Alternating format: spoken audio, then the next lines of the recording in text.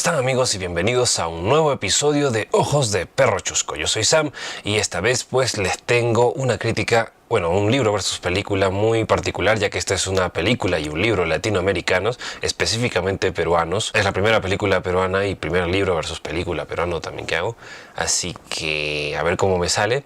Vamos a hacer el libro versus película de Pantaleón y las visitadoras, libro de Mario Vargas Llosa y película de Francisco Lombardi. Comencemos.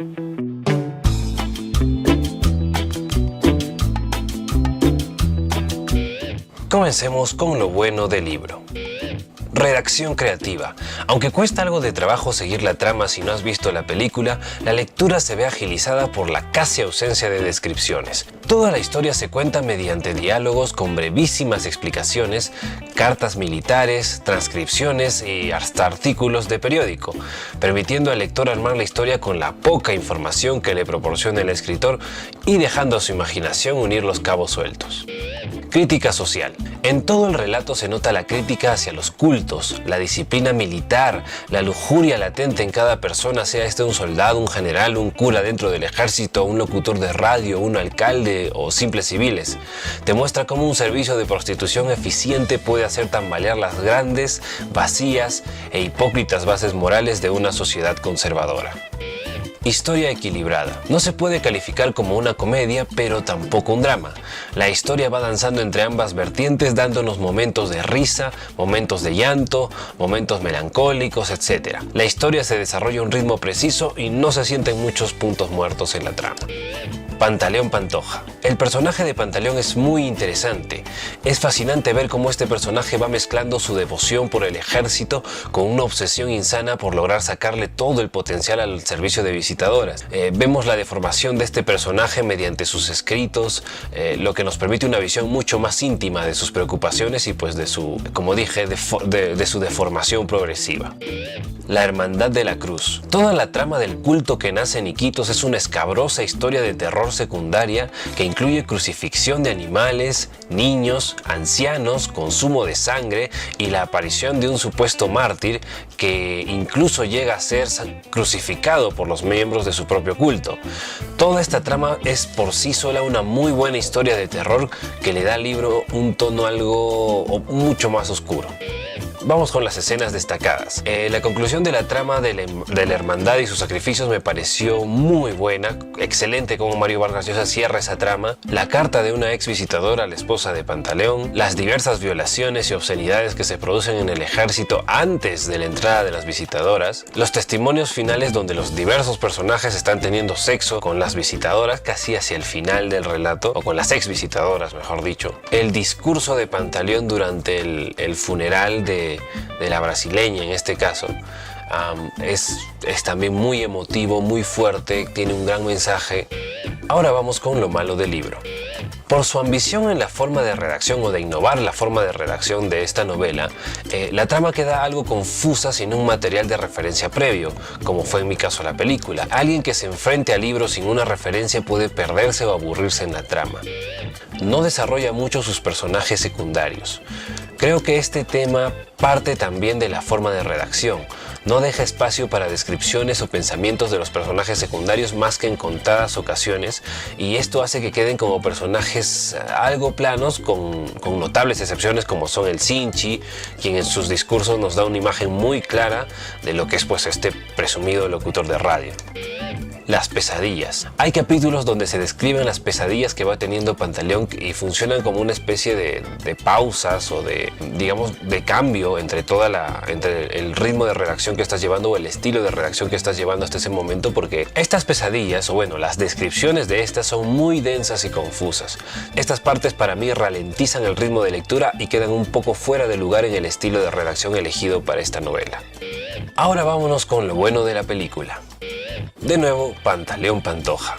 El personaje interpretado por Salvador del Solar es calcado al del libro. Uno se imagina de la misma forma el personaje creado por Vargas Llosa. También cabe resaltar la actuación de Salvador del Solar, quien toma un personaje nada fácil de interpretar y le da vida de una forma más que decente. Lo mismo con la gran caracterización de Aristóteles Picho interpretando al Sinchi. En sí todo el reparto está bien escogido y pegan a precisión con sus personajes. Son la viva imagen de los personajes del libro. Ambientación. La selva peruana se ve simplemente deslumbrante. Los escenarios, que casi ni se describen en el libro, son bien armados. El ambiente caluroso se deja notar a través del sudor permanente de todos los personajes. Los prostíbulos y puestos de mando también son muy bien diseñados e iluminados, entre muchos otros aciertos que resalta la dirección de fotografía hecha en la película. La música, llena de temas de cumbia peruana, calza perfectamente con las escenas, además de brindarnos un gran sabor nostálgico a todos los peruanos noventeros. El guión está muy bien armado, usa varios recursos narrativos como la voz en off, los partes militares, etc., para poder contarnos una historia de manera simple, lo cual en el libro es muy distinto y mucho más complicado de llevar. Por eso resalto el mérito de los guionistas al adaptar la novela. En escenas destacadas quiero mencionar los partes de información a los superiores, los cuales me parecieron magistrales. El texto que ahí se da son magistrales y la forma en la que está llevado a la pantalla también. La revelación del Sinchi durante su programa de radio, el funeral de la colombiana. El funeral de la colombiana es espectacular porque el discurso y la actuación que da Salvador del Solar en ese momento es totalmente emotiva y una gran escena, una muy buena escena, una muy buena interpretación. También pues cuando Pantaleón prueba los productos afrodisíacos es un mate de risa, y la habilitación del puesto de mando no podría decirles específicamente por qué, pero es una escena que hasta ahora tengo grabada, no solo porque la vi hace poco, obviamente, para poder refrescar la memoria y hacer un buen versus, sino desde que la vi por la primera vez en el cine hasta ahora. Esa escena de la reconstrucción o de cómo encuentran esta casona destrozada y la vuelven un puesto de mando decente, se me ha quedado en la cabeza, así que por eso la pongo ahí. No sé específicamente qué clase de magia tiene esa escena, pero aún la recuerdo. Ahora vamos con lo malo de la película. El personaje de Pocha es demasiado insoportable. No sé si es por un error de guión o actuación, pero el personaje de Mónica Sánchez cae mal desde que se le ve por primera vez, o mejor dicho, desde que se le oye, hasta su desaparición. Ya luego solo aparece al final, donde te es indiferente. La relación con la colombiana no llega a generar mucha empatía. Creo incluso que desde que su personaje aparece en la trama se desvía hacia lo erótico, dejando de lado la más que interesante trama que se venía siguiendo, ¿no? Que es la habilitación del servicio de visitadoras y cómo este se va expandiendo. A su vez, pues los problemas del servicio, el acoso del Sinchi, los problemas entre los altos mandos militares. Había mucha trama la cual se podía explotar y se lleva de mejor forma en el libro, que aquí pues se desvía por darnos escenas eróticas prácticamente gratuitas.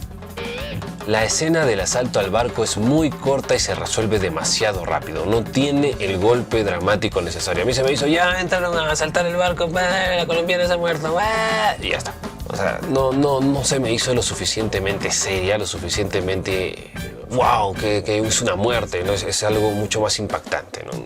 No se me hizo impactante por ningún lado, la verdad. Y bueno, ahora sí vámonos con la sección favorita de todos, que son las diferencias entre el libro y la película. En la película este detalle se menciona, pero no llega a los niveles que se menciona en el libro. Me refiero al problema de las violaciones de los soldados a las chicas de la selva. El número de violaciones era realmente alarmante en el libro y ni los castigos más severos parecían solucionar el problema. Los soldados se volvían unos pingaloca, como dicen en el libro y la película, pero además habían varias comisiones de estas comunidades donde se producían las violaciones, que iban a denunciar a los militares, que iban a denunciar a los soldados. También se menciona que se encontró a soldados teniendo relaciones entre ellos, e incluso se comenta el caso de un soldado que se le encontró haciendo vida marital con una mona. Cuando Pantaleón se va a Iquitos, lleva consigo a su esposa y a su madre, doña Leonor, quien no aparece en la película. Aunque si bien el personaje no aporta mucho a la trama, sí es interesante ver cómo se va relacionando con la subtrama, que tampoco aparece en el libro y les contaré a continuación. Este es el punto más fuerte en cuanto a diferencias de libro y película, en mi opinión. Se ignora la interesantísima subtrama sobre la religión que funda el hermano Francisco, la cual empieza a aparecer casi al mismo tiempo que el servicio de las visitadoras, y tiene gran importancia en la trama.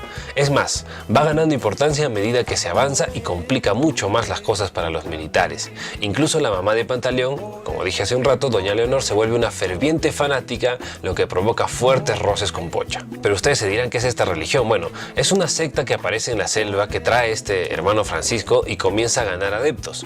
Primero mediante elocuentes sermones para pasar a crucifixiones de animales y hasta de los propios fanáticos, quienes luego de su muerte, o sea, tampoco son muchos, ¿no? Son dos o tres y van apareciendo de a poquitos, y estos fanáticos que son crucificados terminan siendo adorados como santos. Esta trama tiene un clímax espectacular hacia el final de la obra y se ignora por completo en la película, supongo que por una cuestión de presupuesto, pero se me hizo muy interesante y creo que al menos se pudo mencionar algo religioso, un cierto guiño al menos, ¿no?, en la película. En el libro no hay colombiana, es brasilera. Bueno, ni siquiera es brasilera, le dicen brasilera porque estuvo en Manaus, el personaje es peruano de nacimiento. Y su participación es mucho menor que en la película. Aparece en la última parte y no se menciona explícitamente sus relaciones con Pantaleón, solo sus apariciones y que era de conocimiento popular que eran amantes, porque se paseaban también bien conchudos en toda la ciudad, pues. Así que los veían en cines, plazas, cosas así. En el libro, Pocha se entera de la brasileña gracias a una carta que le escribe una visitadora despedida, que fue despedida por fugarse y casarse con un soldado. En la carta esta mujer le pide que intervenga ante su esposo para que le devuelva el trabajo. Pocha abandona a Panta y este se queda solo con su madre cuando él presenta su renuncia al servicio y esta es rechazada por los superiores. El asalto al barco lo realiza gente de la comunidad, que al principio del libro había ido a pedir que a ellos también les den el servicio de visitadoras. Incluso hay una escena en donde llaman al programa radial del Sinchi haciendo el mismo pedido. Liderados por el alcalde de esta comunidad, asaltan el barco de las visitadoras y lo llevan río abajo, donde van violándolas por horas, hasta que llega un convoy del ejército a rescatarlas. La brasileña muere al principio del asalto al poner resistencia, así que toda esta parte es bastante más explorada en el libro que en la película. El libro es mucho menos erótico. Las partes sexuales son mencionadas, pero no se ahonda en ellas. El libro se centra más en la conchudez y el escándalo amarillista.